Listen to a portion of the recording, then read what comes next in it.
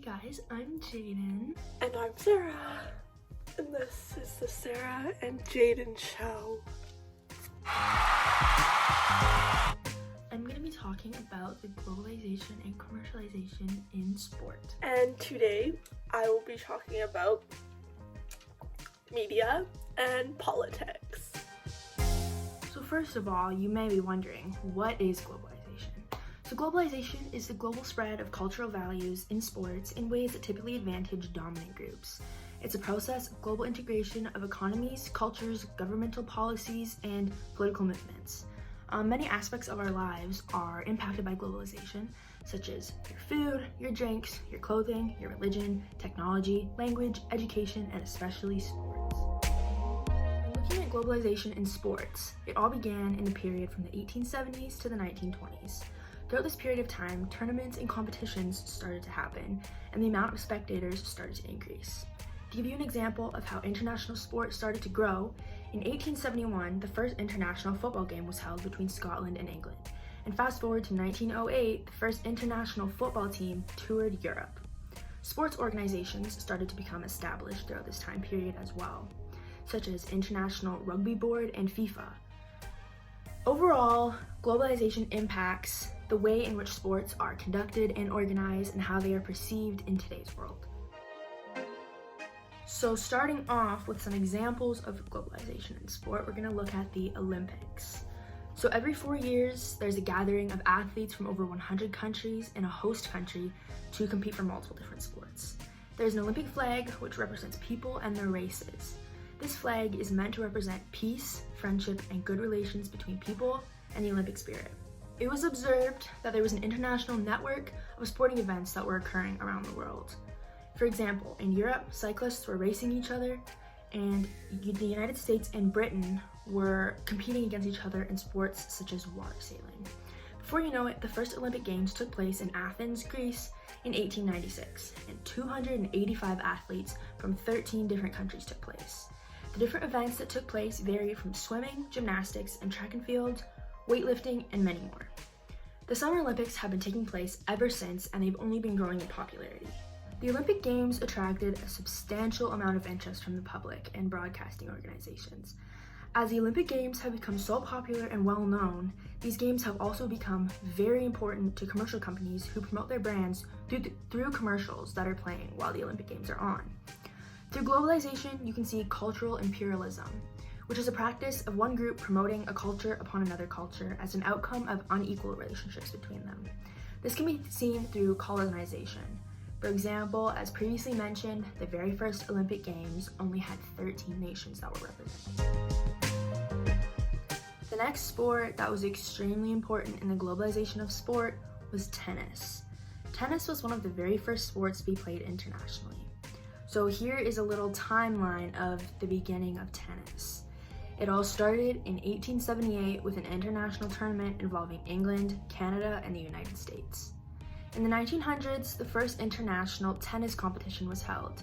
This competition was open to any nation that had official tennis associations. The nations that competed were Australia, South Africa, the British Isles, India, Canada, and the United States. Professionalism was finally accepted, and this competition became much more global. As previously mentioned, the addition of the acceptance of professionalism in tennis was the main global transformation for this sport. Developments in technology of all sorts, as well as jet traveling, was another huge step for this game. The last thing that really helped the globalization of this sport was the sponsors and endorsements offered to the players if they were successful. So the positives of globalization in the development of sport are that sports bring many nations together to play one sport. Sport can make everybody feel equal, and many more aspects such as race, gender, age, sexuality, and appearance can be disregarded. Now, on the other hand, the globalization of sport can be seen in a negative light. Aspects like national blurring are very present. For example, in the EPL, the English Premier League, the two teams who gave their English players the least amount of playing time were Arsenal and Chelsea. These are two English teams, and now that doesn't make much sense, does it? Now to conclude about the globalization of sports, globalization provided people with the opportunity to connect through sport. But as Lucy Thibault said, it also allowed the value of sport to be determined by things like sponsors, advertisements, and the size of crowds, which can lead to a decrease in the diversity in sports. Again, Thibault said that rich countries are able to drain talent from poor countries, negatively influencing their sport systems, and that globalization led to a trend of recruiting athletes from other countries in order to compete in an international sporting events. From a sociology point of view, these aspects almost prove that the globalization of sport had a negative impact on sport. Now we're going to move on to talking about commercialization of sport. So now you may ask, what is commercialization? So commercialization is the gearing of sport to suit the requirements and values of commerce/businesses.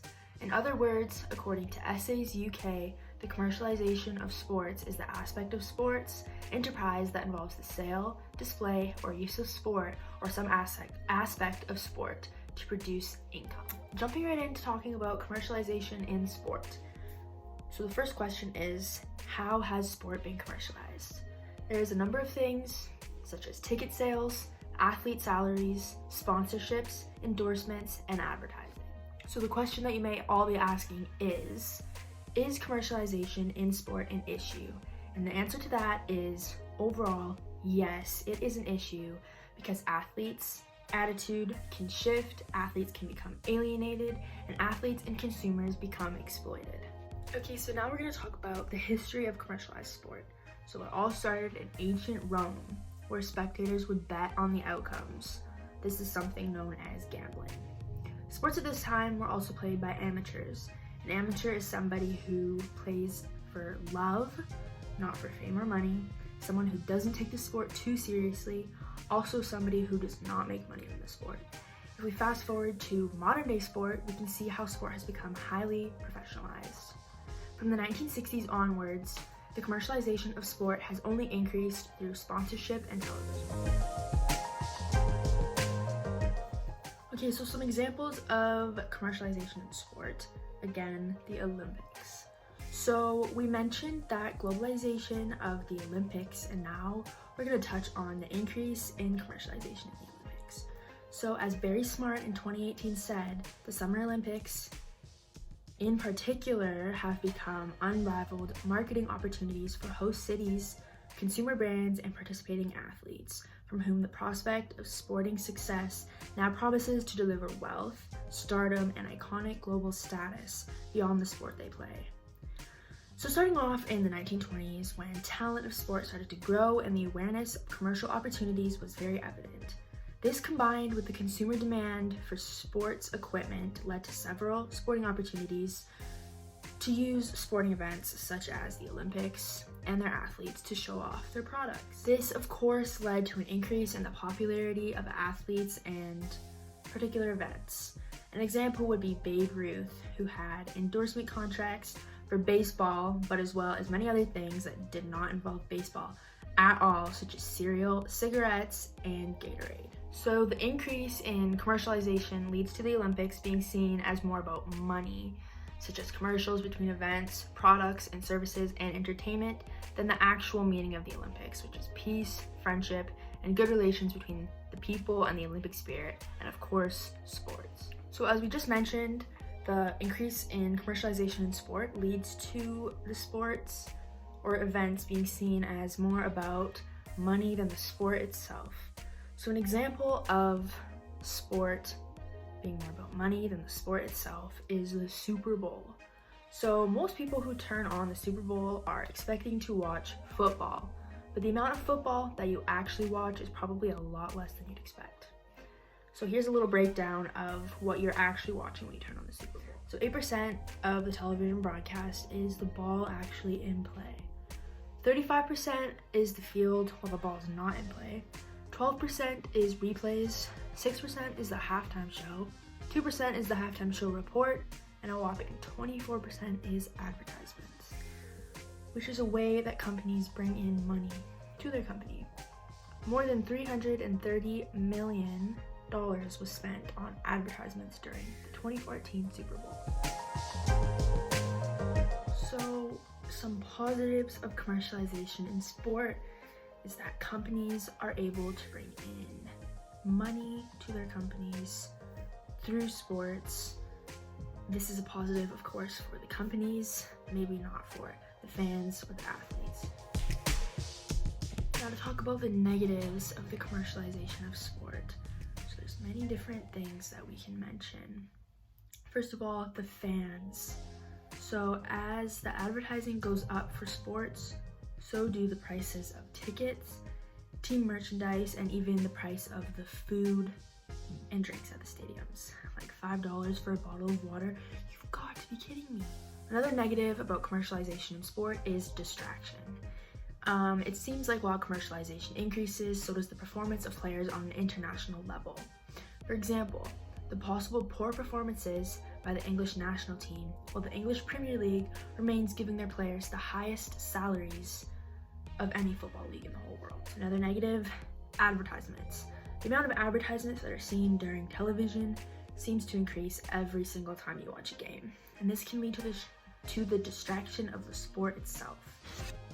Another thing would be the sport ethic, and while the sport ethic is seemingly a good thing, the sport ethic becomes promoted through the commercialization of sport, which would mean that playing through pain, risk-taking, cheating, doping, and violence all become normalized. And the last negative would be commodification. Commodification refers to the process of turning a person or product into something to be sold within a marketplace. Athletes have become commodities as they are sold to other teams for great amounts of money. To conclude, a little recap of what commercialization is. It is the gearing of a sport to suit the requirements and values of businesses, and commercialization of sports seems to have more of a negative impact on sports than a positive impact, as it affects fans, distracts the players, distracts fans from advertisements, and it promotes sport ethic and the commodification of. Speaking of commercials, it's now time for a commercial break. Coronavirus is a global pandemic that was very sudden, and it is very tragic. There's 3 main steps that we need to remember when thinking about the coronavirus.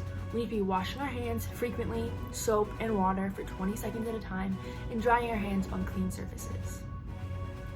We need to be sneezing and coughing into our elbow, not our hands, and we need to be social distancing. This is an example of how we now have to play sports with our friends.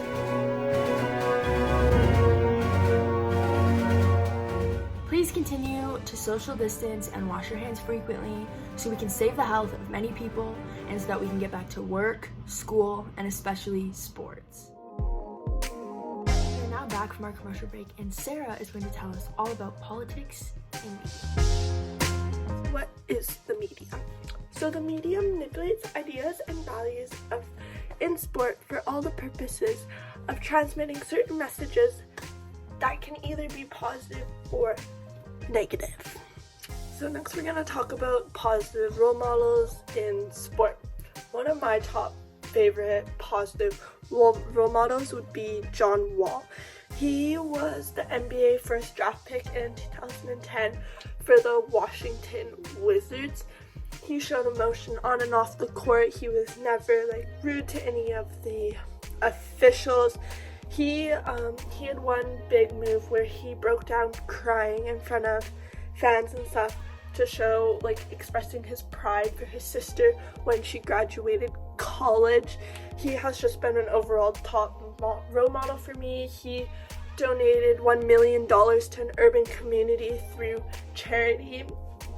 So he's been a really good positive role model when it comes to sport. Sport can also promote a healthy lifestyle, getting out there, shooting some hoops a couple times a day.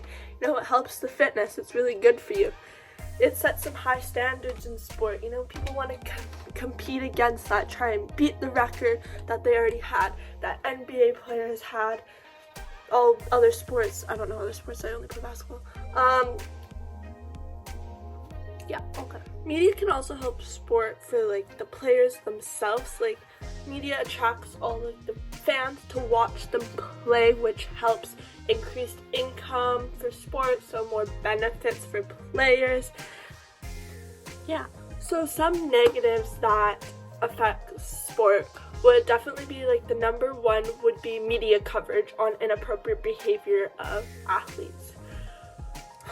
Next up is the negative effects media can have on sport overall. One of the number one things I think that media has a big effect on is that athletes, they can, out of all their scandals in their life, they can make it drastically bigger and it might not be true. Number one, another big thing that media has an effect on with sport that is negative, I feel like I'm definitely more biased towards this because I am a female, but it would be females. Males definitely are dominant in sports. It's not a great thing, but it sucks for us because we don't get as enough wage coverage as males do. You know, they're making billions, we're making thousands down here, like big difference. Also on coverage, they get a lot more coverage than media. Like, I'm gonna be honest, definitely watch the NBA more than I watch the WNBA, but I don't know, man, it sucks. So next up that media has a very big negative effect on would be the athletes. Obviously there has been lots of scandals with numerous of athletes, sexual assaults, rapes, mostly for the NFL. But there's a lot of negative effects, obviously. One of the big ones would definitely be for golf, Tiger Woods. Big pro golfer. This was media coverage on a magazine. This one right here, there's Tiger Woods right there. That's his ex-wife. It reads, Tiger Woods, love child and sex tape. Inside their they're 1 billion, are you kidding? Divorce. All secrets spilled. So obviously the media covered this. Wasn't a good read for the Tiger Woods as a pro golfer. Definitely ruined his career a little, but obviously he bounced back as Tiger Woods. He's an amazing golfer. Don't watch golf, but I've heard things. He's great, but it definitely affected him. Media covered this for months about his ex-wife. It wasn't like he related to, but sex tape. Why would the media put that in there? It's not about his golfing career. It's about his divorce. Who cares about a divorce? Care about the golfer. So another top thing would be the media can create negative role models. Worst negative role model I'm thinking of right now, O.J. Simpson from the NFL. We all know, everyone thought he killed his wife, got away with it, went to jail later for 9 years for a robbery. Worst role models of all time. Might be more. First one I think of. So we're gonna take a jump and we're gonna move on how media has affected the development of modern sport. So first off, we're gonna go with soccer. It's called the golden goal. It's when two teams go over into overtime and it is until the first team scores, that team wins. It definitely makes the game more interesting. I've been there. Tough for the players, but everyone's totally on the edge of their seat. Everyone's just more into it because it's the final seconds. First team to win wins, or first team to score wins. It's gonna make it way more big. So, in conclusion, for media relating to sport, it can definitely have some positives and negatives, but I definitely think the positives outweigh the negatives because it is sport, and sport is great. We all love it. Everyone watches it. Media has a great effect on sports. Sometimes it may come out negatively, but in the end, the athletes always end up looking good. Most of the time, other than OJ, but they look good. So next, we're going to move on to politics. So first off, what are politics? Actions of government, the function of state related to any social media, the use of sport as a political tool, government resource, regional, national, and international scales. It's everywhere. Next off is how sport can relate into politics. So politics and sport describes the use of sport as a mean to influence diplomatic, social, and political relations. Politics and sport may transcend cultural differences together. They can also bring people apart, just depends on the political challenge that's going on. The use of sports and politics has both positive and negative implications over history. A negative thing that has definitely changed modern day sport would be the Olympics, the Summer Olympics in 1972 in West Germany. A terrorist group called the Black September took 11 Israel Olympic team members hostage and killed them, among with a West Germany police officer. This happened because people didn't get why the government could pay to have the Olympics in West Germany, but not pay to help starvation and lower income families, help them grow again and not starve in their hometown. So next off, we're going to be talking about politics and sport, some examples, positive examples. So first off, we're going to do Robbie Rogers. He's pretty cute. Anyways, he was the first openly gay soccer athlete for U.S. major professional sport to come out as gay. This is Robbie Rogers. He's gay. Anyways, he played soccer for the Los Angeles Galaxies. He came out as gay in May 2013. He was the first person, and so another negative thing that has definitely changed modern day sport would be concussions. I have had 4 of them.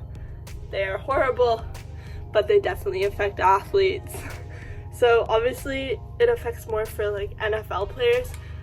Obviously players, they don't care about their head. I didn't. They just want to play. That's like their main goal in life. The coaches didn't care. They put them in. Their heads kept getting worse. They had players like killing themselves. There have been 4 suicides in the last year for the NFL because of their head injuries, how they have gone untreated, how no one knows how to treat concussions. That is a big issue in sport today.